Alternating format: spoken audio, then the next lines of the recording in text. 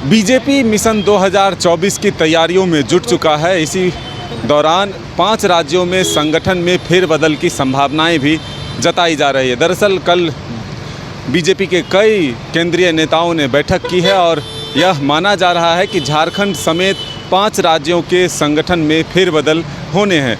दरअसल झारखंड में भी जो प्रदेश अध्यक्ष दीपक प्रकाश हैं, उनके कार्यकाल अब खत्म हो चुके हैं, तो झारखंड में भी संगठन में फेरबदल होने की संभावना बहुत तेज़ हो चुकी है। जल्द ही किसी नए चेहरे के घोषणा हो सकती है।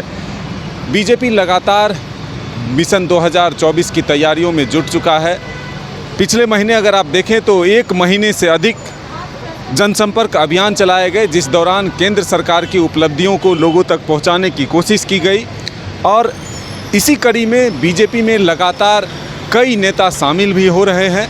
आज भी बीजेपी में गोड्डा के महागामा विधानसभा क्षेत्र से अपने सैकड़ों समर्थकों के साथ अशोक सिंह ने बीजेपी का दामन थामा है।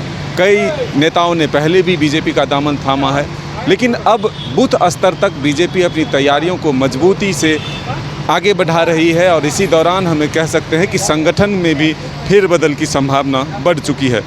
कर्नाटक चुनाव में मिली हार के बाद या जो परिणाम आए हैं उसकी समीक्षा के बाद यह माना जा रहा है कि बीजेपी अब अपनी समीक्षा खुद कर रहा है और जहां संगठन में भी फेरबदल की संभावना दिख रही है, वहां पर फेरबदल होने की जो है कवायद तेज़ हो चुकी है। अब देखना होगा कि झारखंड में नए प्रदेश अध्यक्ष कौन बनते हैं, किसको बीजेपी प्रदेश अध्यक्ष या बीजेपी प्रदेश की कमान मिलती है, ये आने वाला वक्त बताएगा। लेकिन फ़िलहाल ये हम कह सकते हैं कि झारखंड में भी सुगबुगाहट काफ़ी तेज़ है। कई नाम यहाँ से पहले भी भेजे जा चुके हैं, कई नाम पर चर्चा भी हुए हैं, लेकिन अब राष्ट्रीय नेतृत्व किसके नाम पर मुहर लगाती है, ये आने वाला वक्त बताएगा।